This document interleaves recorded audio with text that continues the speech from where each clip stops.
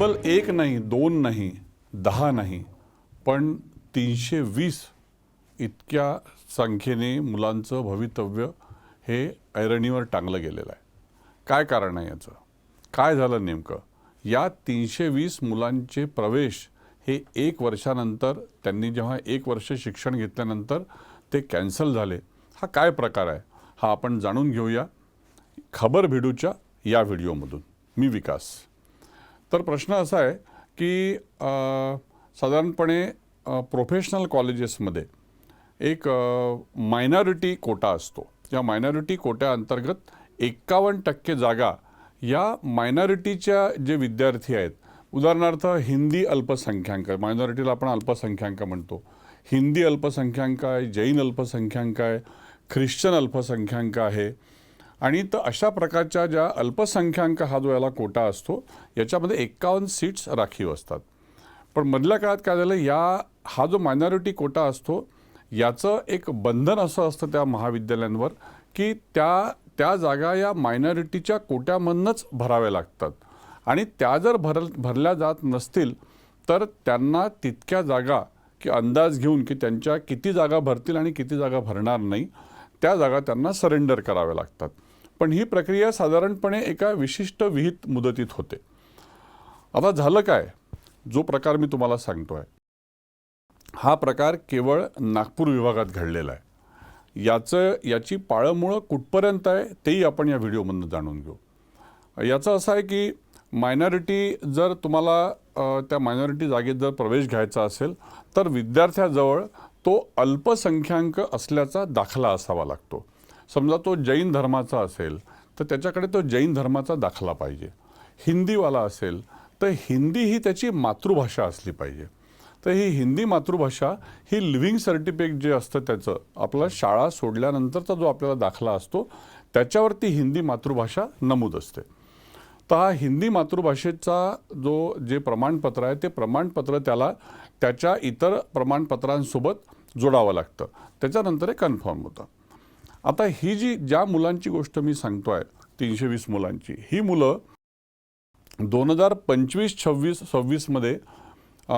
नागपुरातल्या काही ज्याला ऑटोनॉमस कॉलेजेस म्हणतात, ज्याला आपण स्वायत्त संस्था म्हणतो, त्या स्वायत्त संस्थांमध्ये जो मायनॉरिटी कोटा असतो त्याच्या हिंदी मायनॉरिटी कोटामध्ये त्यांनी ॲडमिशन घेतली. त्यांनी रीतसर त्यांची प्रमाणपत्र जमा केली आणि ते प्रमाणपत्र जमा केली, त्यांचे प्रवेश झाले.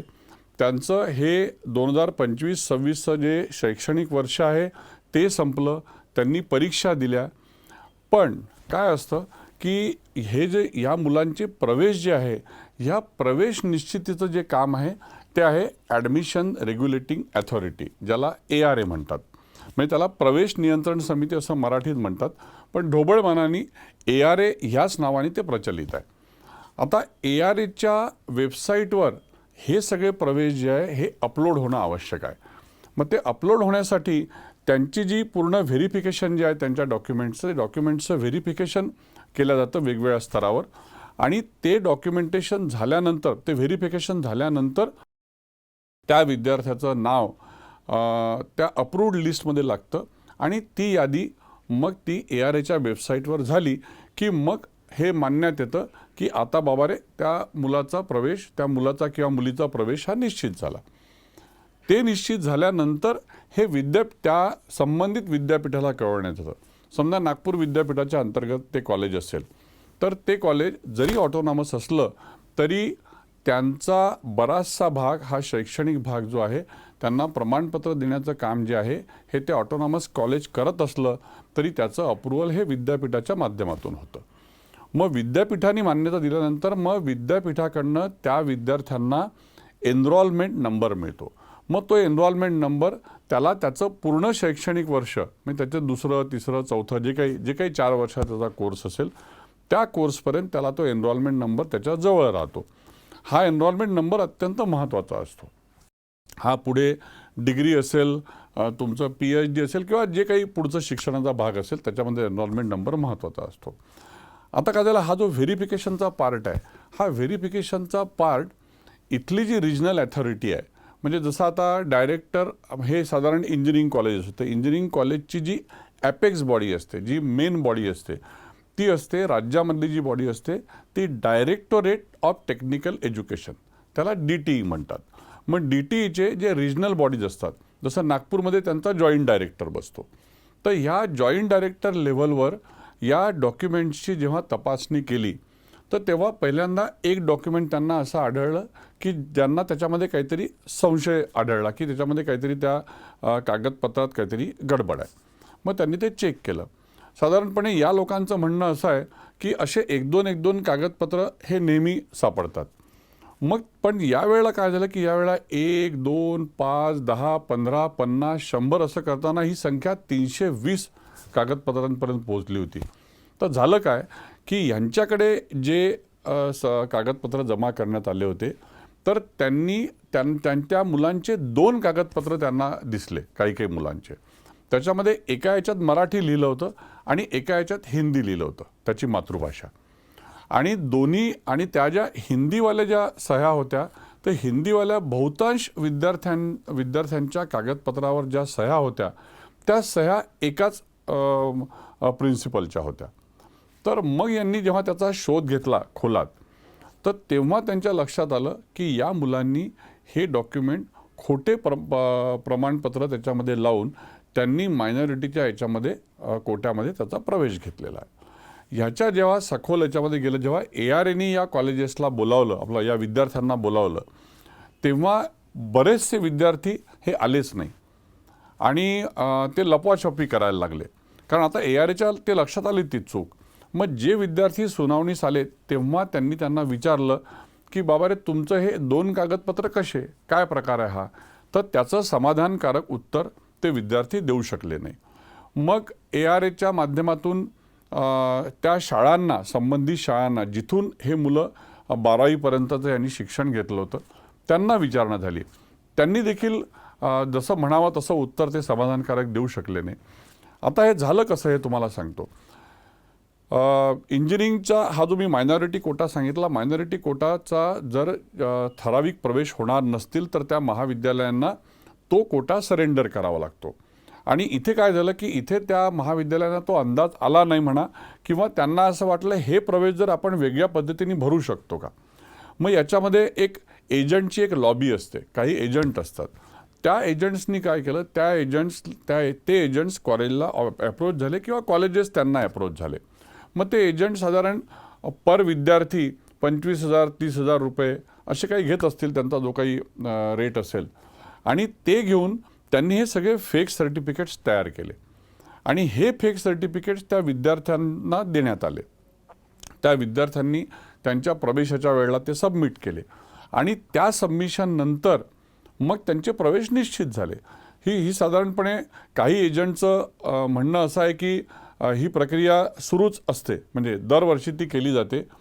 कदाचित यावेळेला फार सखोल त्यांनी पाहणी केल्यामुळे जॉईंट डायरेक्टर लेवलवर एवढ्या विद्यार्थ्यांची संख्या इथे लक्षात आली. आता ARAने शेवटी फायनल मीटिंग घेऊन या विद्यार्थ्यांचे प्रवेश अपलोड करण्यास नकार दिला.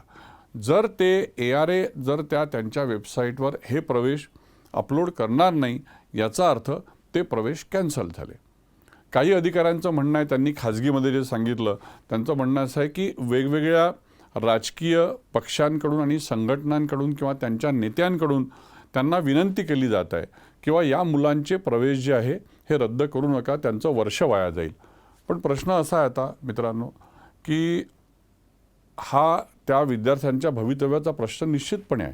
कारण त्यांचं आता 1 वर्ष झालेलं आहे. आता 1 वर्षानंतर त्यांनी कुठे काय करावं, आणि 320 ही संख्या फार लहान नाही.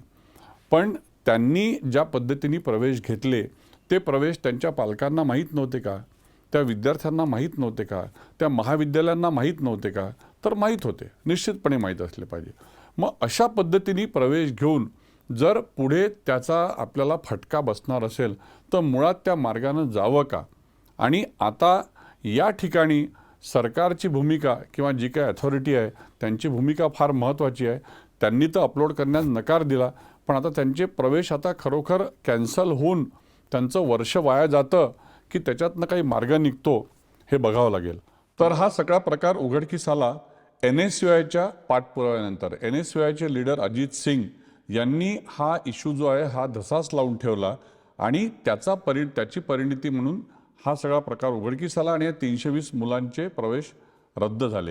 याच्यातला एक महत्त्वाचा मुद्दा मला सांगावासा वाटतो की हे प्रवेश जे रद्द झाले, या मुलांचं नुकसान झालं, त्यांनी ज्या काही पद्धतीने गैरमार्गाने प्रवेश केले असतील, पण हे टाळता आलं असतं का? त्यांचं वर्ष वाया जाणं थांबवलं असतं का?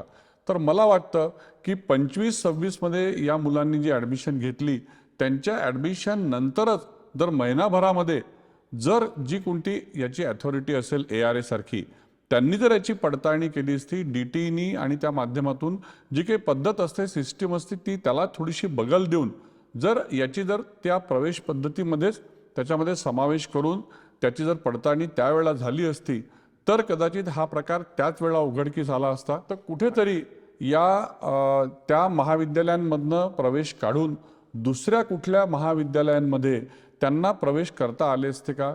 दुसरे कोर्सेस त्यांना घेता आले असते का? तर हो, हे शक्य होतं. तर ही सिस्टीम आता बदलणं आवश्यक आहे का, असं तुम्हाला वाटतं का? तुम्हाला जर हा व्हिडिओ आवडला असेल तर लाईक करा, कमेंट करा, शेअर करा आणि सबस्क्राईब करा. धन्यवाद.